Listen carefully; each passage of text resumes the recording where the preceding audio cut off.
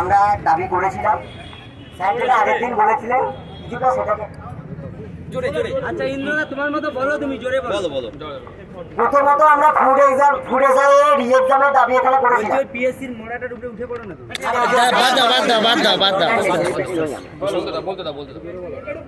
তো স্যার যেটা আগের দিন বলেছিলেন ওইটাতেই অনর থেকেছেন, বলতে আমরা ইনভেস্টিগেশন করবো ওটা ব্যাপারটা, আমরা কমিশনকে জানাবো। বিভিন্ন জায়গা থেকে রিপোর্ট পেয়েছি, আমরা সেভাবে তুলে ধরেছিলাম সমস্ত এভিডেন্স। স্যার বলছিলেন এভিডেন্স দাও, আমরা বলেছি অলরেডি আমরা পরীক্ষা দেওয়ার পর থেকে কন্টিনিউয়াসলি এভিডেন্স দিয়ে গিয়েছি মেলে। এটাও বলেছি আপনাদের মেলকে খুলে দেখে না। স্যার বলেছেন সমস্ত অভিযোগগুলো আমরা কমিশনে জমা করবো। অ্যান্সার তখন আমরা সেখানে স্যারকে কাউন্টার করি যে স্যার অ্যান্সার কি কেন বার করা হলো। স্যার বলছেন যে ওটা কমিশন বার করেছে, অ্যান্সার কি বার করা মানে এই নয় আমরা রেজাল্ট বার করে দেবো। আমি বললাম তখন আমরা বলেছি তাহলে স্যার প্রসেসটা ইমিডিয়েট হোল্ড করা দরকার। অ্যান্সার কি বার করার পরেও কেন আমাদেরকে প্রেসার করা হচ্ছে? বলছি তোমরা চ্যালেঞ্জ করো না। বলছি যে এক্সামে এতটা বিষ আছে সেটাকে কেন আমরা চ্যালেঞ্জ করবো? সেই এক্সামে আমরা কেন চ্যালেঞ্জ করবো? তখন স্যার আলটিমেটলি বললেন যে আমরা গোটা ব্যাপারটাকে ইনভেস্টিগেশন করবো এবং এটা প্রতিশ্রুতি দিচ্ছেন যতদিন ইনভেস্টিগেশনটা কমপ্লিট না হচ্ছে ততদিন ওই প্রসেসটাকে সেভাবে এগিয়ে নিয়ে যাওয়া হবে না। একটা কথা শিওর, রেজাল্ট এখন দিচ্ছে না, এইটা একদম আসছে না। যেটা এপ্রিলে বেরিয়েছিল সেটা গুজব, সেটা হচ্ছে না। রেজাল্টের কোনো গল্প এখন নেই, মানে জুন জুলাই আগস্ট কোনো গল্প নেই, এইটুকু শিওর।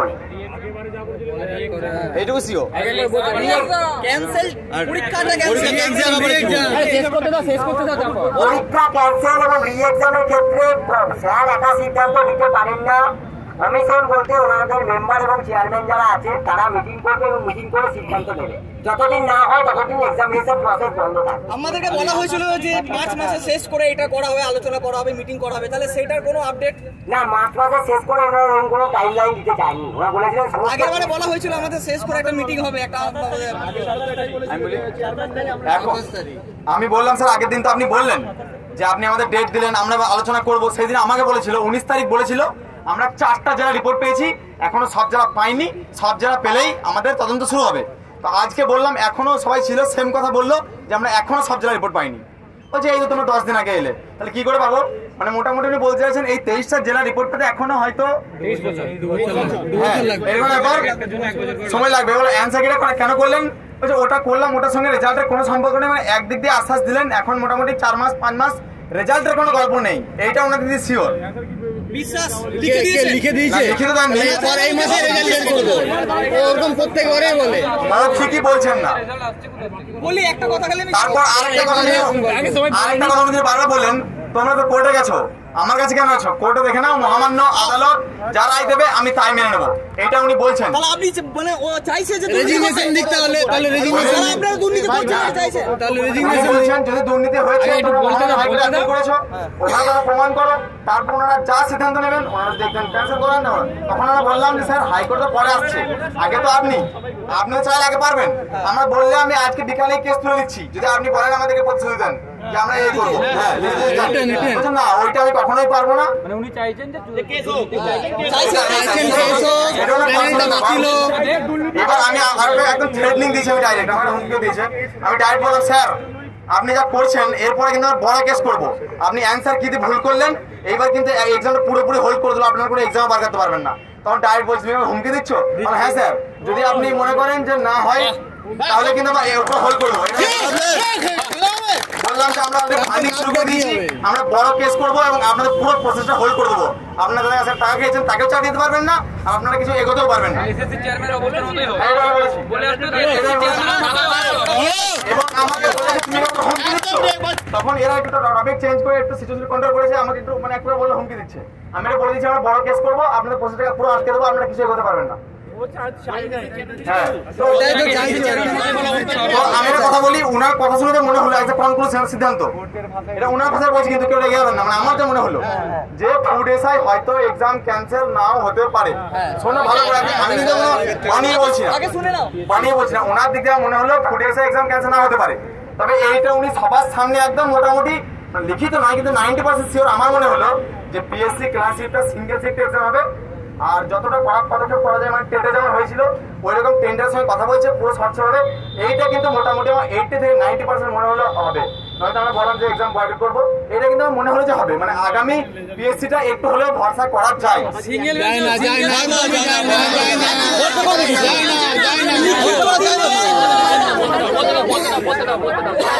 করে দেয় না যেটা লিখিত দেওয়ার আছে, ঠিক আছে, একটা কমিশন যখন করে অ্যাডভার্টাইজ বের করে, ঠিক আছে, সেখানেই একটা লিখিত পরিস্থিতি হয়ে যায়। ওটা একটা স্বচ্ছভাবে পরীক্ষা দেবো, এগুলো লিখিত পরিস্থিতি হওয়া যায় না, টেকনিক্যালি জায়গা থাকে না, কারণ একটা কমিশন তৈরি হয়েছে স্বচ্ছভাবে পরীক্ষা নেওয়ার জন্য। সেখানে লিখিত পরীক্ষা কিন্তু আলাদা করে প্রতিশ্রুতি জায়গায় থাকে না যে আমরা স্বচ্ছভাবে পরীক্ষা নেবো, এটা প্রতিশ্রুতি জায়গায় থাকে না। উনি বলেছেন আমরা তার চেষ্টা সম্পূর্ণভাবে করবেন। আর এটাও আমরা তুলে ধরেছি যে পিএসসি কি প্রিলিমিনারি থাকবে? বলতে দাও একটু বলতে দাও ওরা বলে নিক, তারপরে আমরা প্রশ্ন করবো। ওদের শেষ করতে দাও। আমরা এটাও বলেছি জামতারা গ্যাংয়ের মতো প্রশ্ন ফাঁস গ্যাং তৈরি হয়ে গেছে, তারা প্রশ্ন ফাঁস করছে, ঠিক আছে, সেটাকে আটকাবার জন্য আপনাদের যা ব্যবস্থা নেওয়া সেটা আপনাদেরকে করতে হবে। এটা কিন্তু পুলিশ করছে, ওই করছে, তাই করছে বললে হবে না। জামতারা গ্যাংকে কি করে আটকাবে না বাধা? এক নম্বর পয়েন্ট, এটা আমরা শুনেছি।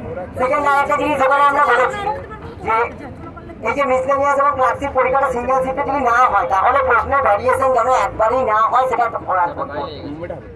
এটা ওরা চেষ্টা করবেন, তবে আমরা চেষ্টা করবেন সিঙ্গেল শিফটেই পরীক্ষাটা নিতে, যাতে কোনো রকম প্রশ্নের ভ্যারিয়েশন না হয়।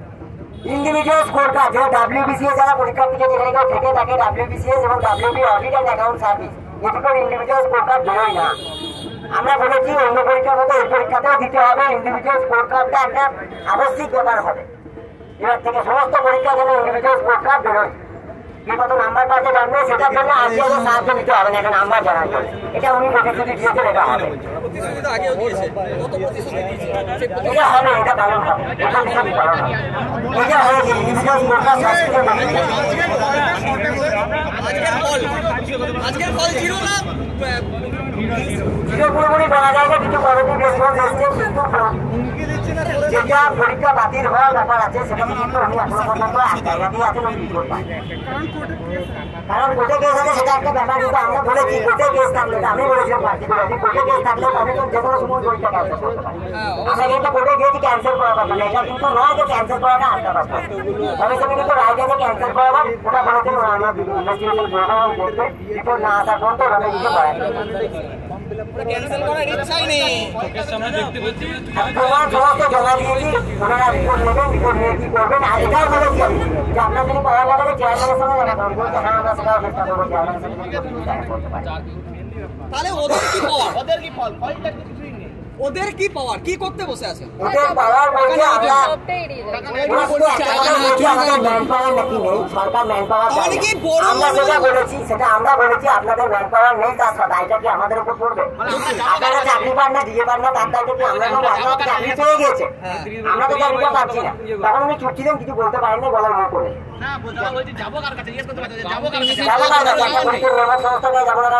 উত্তরপ্রদেশ আছে, এটা উত্তরপ্রদেশ না, সংবিধান অনুযায়ী আপনার অফিস চলে, এটা হয় সংবিধান অনুযায়ী অফিস চলে, উত্তরপ্রদেশ বললে হবে না। কনস্টিটিউশন অফ ইন্ডিয়া আপনাকে দিয়ে দিলে আপনি জায়গায় বসে আছেন। মানে এটা উত্তরপ্রদেশ নয়, মানে এটা দুর্নীতি হবে।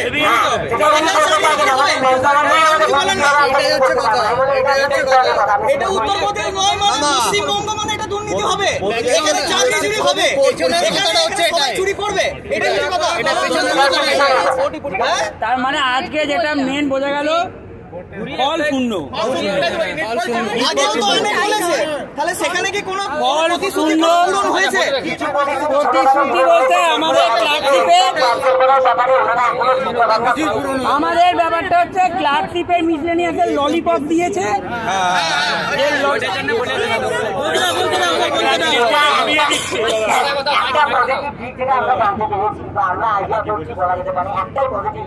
আসন্ন যে মিসলেনিয়াস এবং ক্লাসিক আছে সেখানে ওনারা চেষ্টা করবেন, যদি ওনারা চেষ্টা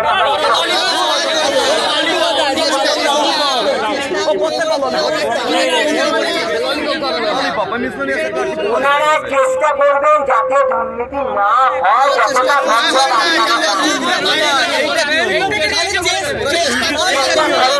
চেষ্টা করবে যেন চুরি না করে ধরা পড়ে। আমরা দায়ী, আমরা দায়ী নেই, কমিশন দায়ী। অবশ্যই আমরা কি করবো? বসে থাকবো? কার কাছে যাবো? তোমার আপনি চেয়ার ছেড়ে দিন, রেজিগনেশন দিন, আপনি রেজিগনেশন দিন, রিজাইন রিজাইন দিন, বলুন আমার ক্ষমতা নেই। আচ্ছা তাহলে আজকে আমরা বুঝলাম বলুক এসে আমরা আগামী দিনে না, আগামী কিছুক্ষণের মধ্যে